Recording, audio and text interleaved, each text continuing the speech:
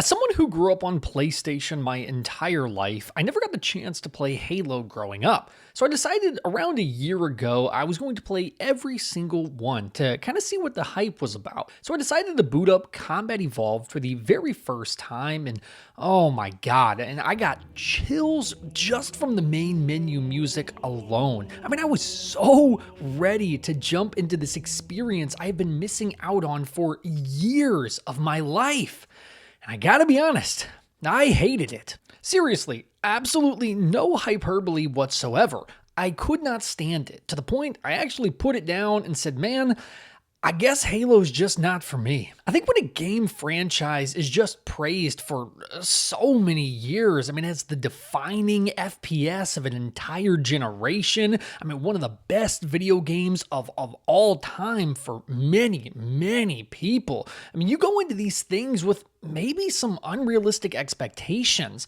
I guess I was just thrown off by, stuff like the lack of enemy variety, kind of the stiff movement. I mean, come on, there's not even a run button or ADS. I couldn't even find the story or characters or anything interesting like that or compelling. I was just kind of so disappointed after hearing so much praise for years and years.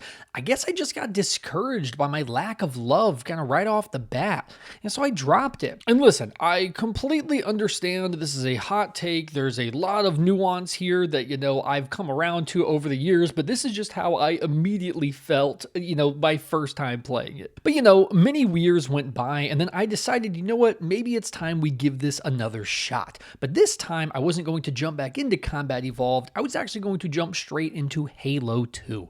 And oh my God, immediately I was into the story, man.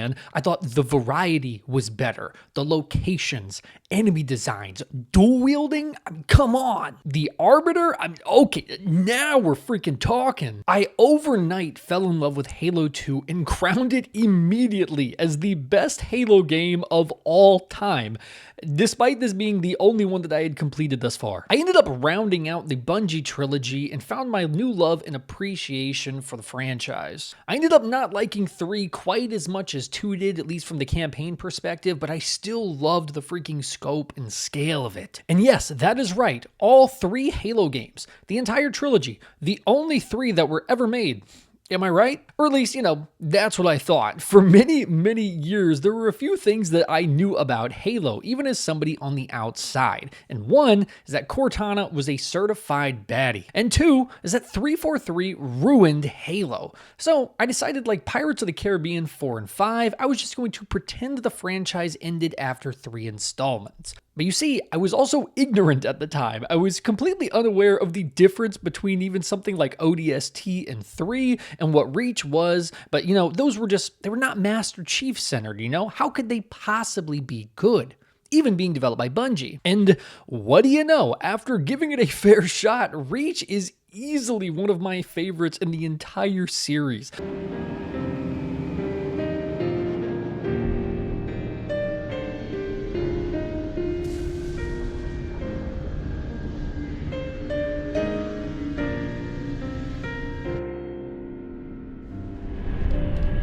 I found such love for the characters and the story, and what impressed me the most was the variety and the mission structure. It felt like every single mission we were in a new location with new weapons, new vehicles, and just doing such cool things. It was just really fitting for me personally and like what I like in video games. And God, ODST, what a game. This was kind of like the opposite, just being, kind of a regular soldier, just really worked for me. And I found, this hub area super interesting. I was just so surprised how much I loved these 2 titles that I had kind of avoided for a while. And if I had to rank the campaigns overall, at least from what I had played, from worst to best, I'd likely go Combat Evolved, ODST, Halo 3, Halo 2, then Reach being my favorite. But I was like, you know what? Okay, I got that out of my system, but at least those were the ones made by Bungie, right? Not these nobodies who ruined the franchise. So I tried to hold off for a while. I really did. I don't think I picked up another campaign for close to maybe a year or 2 later. But then doubt and curiosity creeped in. I started to look at a few gameplay walkthroughs of the openings, just to see what the gameplay looked like, see if few people playing co-op on some of the newer ones, to where I just finally caved and figured, you know what? Let's get this over with. It's time to finally play the bad Halo games. So I played 4. And unfortunately, I think the game absolutely rips. But then I, of course, get hit with straight up whiplash on number 5. And I have heard the same thing for years on how Halo Infinite was a disappointment. Every time I heard its name whispered, it was followed by nothing but disdain. So like others before, I avoided it for a long time. But just around a week ago, I decided it was finally time to sit down and complete the main campaigns for the newest entry in this franchise, and I will tell you what, it did not go the way I expected. Now, before we dive into the meat and potatoes of Halo Infinite, we do have to acknowledge a few things first. Yes, the state of this game today is not even close to how it was when it launched. No co-op campaign, an embarrassingly slim amount of multiplayer content. This thing practically felt like a beta, and I 100% understand the frustration of that, and I do not find that acceptable. However, I've never really heard anyone get into the details of the actual campaign itself. I just knew it was different and not developed by Bungie, so therefore, it sucked. I feel like, at least for me, a lot of the anger was really pointed towards the multiplayer, which again, is valid. I mean, this is Halo overall. It's a big part of this game. And it also didn't help that 343 already had the Halo community on edge. I mean, I'm one of the few people that actually thinks Halo 4's campaign is really good, but for most people, 4 and 5 were easily the worst in the franchise. So there was some major frustrations before Infinite even hit the store shelves. It's almost as if this game's campaign was never judged on its own merits, and that's what I aim to do. As somebody with very little skin in the game, I wanted to truly see if this game was as bad as everyone made it out to be. And I'll tell you what, the opening hours of this campaign did not help anyone's case, man. This junk was straight gas. A very cool opening scene with incredible fidelity and visuals and just really cool moments. A new side character that had a lot of personality just off the rip. And this scene, my God, this scene. We're stuck out here.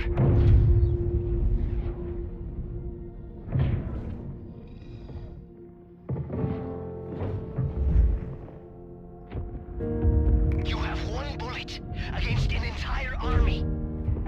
What can you do on your own? I told you. It's enough. So I see.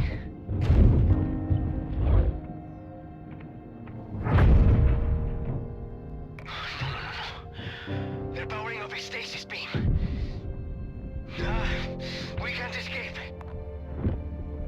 You work on the batteries. I'll buy us some time.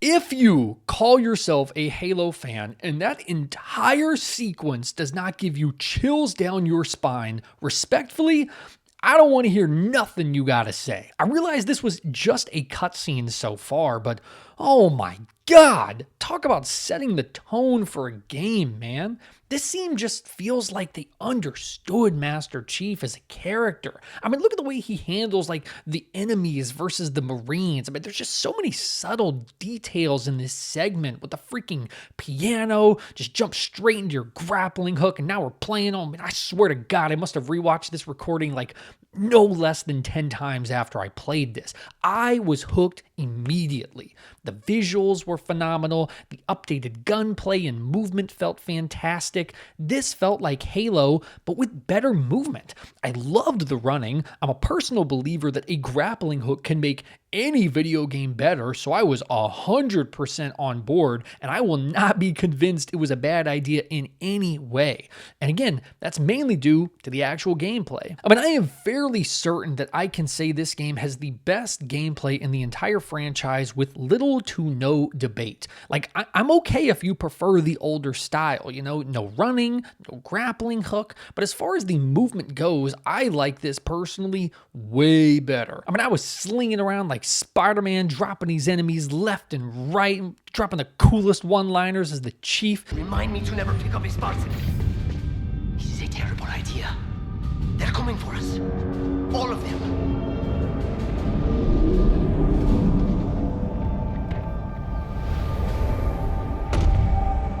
I like the upgrades that you could give yourself and the gadgets. I could not get why anyone had a problem with this game in its opening hours. I mean, gameplay is absolutely king, and this was just genuinely one of the most fun times I ever had playing a Halo campaign. But then we get outside to the open world segments, and let's just say some cracks began to form, but trust me, there's going to be some more on that later. But overall, I still like the gameplay here. It was never the issue for me. I like the vehicle combat and mechanics. The added boss battles were very fun for the most part, with the caveat that I played this on Heroic and got my cheeks clapped over and over again.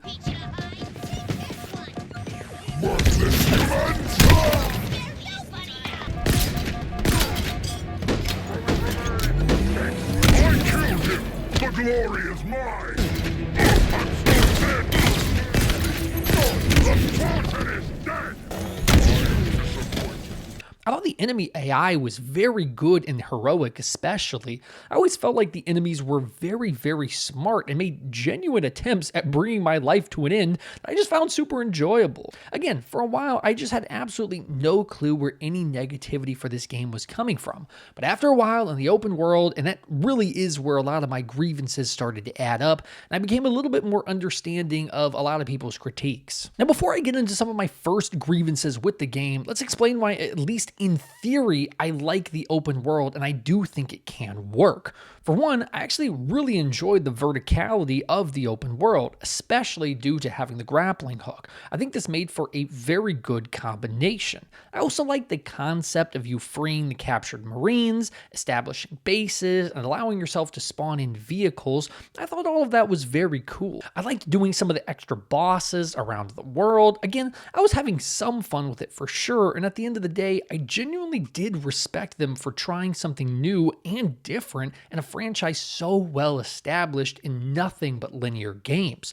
So I will absolutely give some props there. But as somebody who regularly enjoys linear games overall more than open world games, a few problems just kind of started to settle in that even in my enjoyment, I just really couldn't ignore. One of the most notable flaws that became apparent very, very quickly was a lack of variety in different biomes.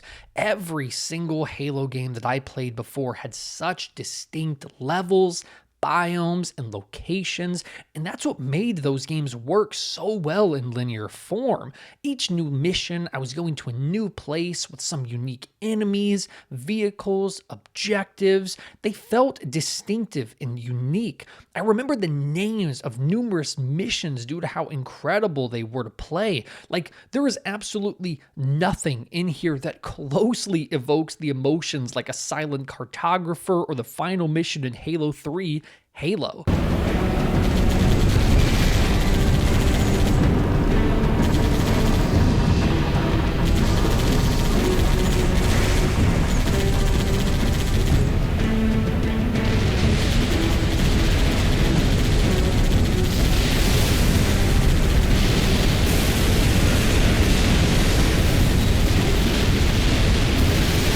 And I started noticing after a while that, like 4 missions had passed and I did not even realize there was a change. Again, it just kind of all blends together. The mission structure goes something like, oh, hey, we need to go over here, but before we can do that, we actually need to go to 3 of these locations and destroy the doohickey, and then go back there, go inside, insert the game's Cortana, get the information, rinse and repeat for a little longer than I would like to. Which brings me to my next issue, is the repetitive interiors.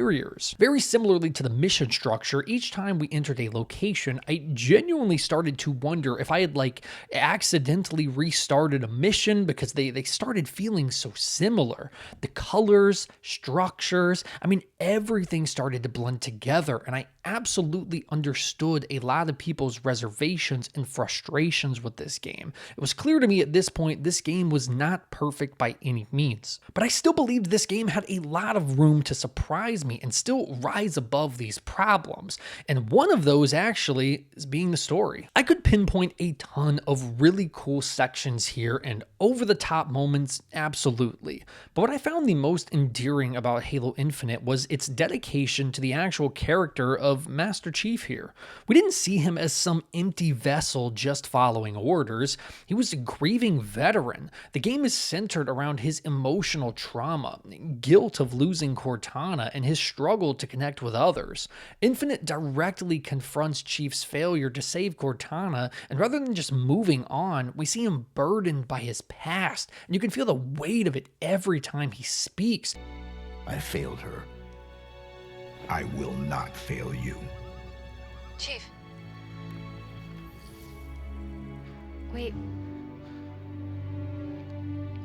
We're going to make it. We have to. This is all I've got. It's all we need. Our only way home is straight through the heart of the Banished. We need you. We can fix this. Together.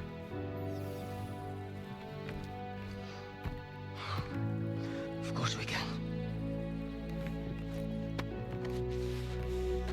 Together. Which has to be handed to his voice actor, of course. I mean, my God, what a job he did. We also got to see him rediscover his humanity. I think the Chief's greatest triumph in Infinite is his ability to still care. With his evolving relationship with the weapon and the UNSC pilot, proved he's not just a machine. And speaking of, I know it probably didn't go over well at first, but we have a new AI here, and I thought she was a really excellent addition. There are a lot of really great moments here with just the two of them, like the time Chief almost destroys her. I thought there was a lot of really good dialogue there. But one thing I was initially critical of this game's story is how few characters there were from, traditional Halo games. But what seemed to be a negative at first really swung positively for me. I mean, this is maybe the first time we wake up in a Halo game and we've lost. The Banished beat them months ago. We are alone. But after everything, he is still determined to Finish the fight. One thing that surprised me is how restrained this story feels compared to some of the other previous games. Halo 2 and Halo 3 felt massive. Entire civilizations at war, fleets colliding in space, the fate of the galaxy hanging in the balance. Infinite obviously still has stakes, but it feels much more personal. At its core, this story is really about three people: Chief, the weapon, and the pilot.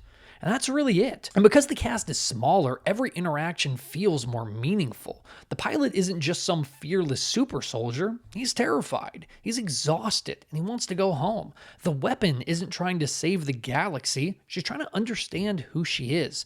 And Chief isn't trying to become a hero. He's trying to deal with his failure. And honestly, I think that's why Cortana's absence works so well for me. Because for the first time in a long time, we actually get to see what Master Chief looks like after losing the person who was always there beside him. We always talk about Chief like he's this unstoppable machine.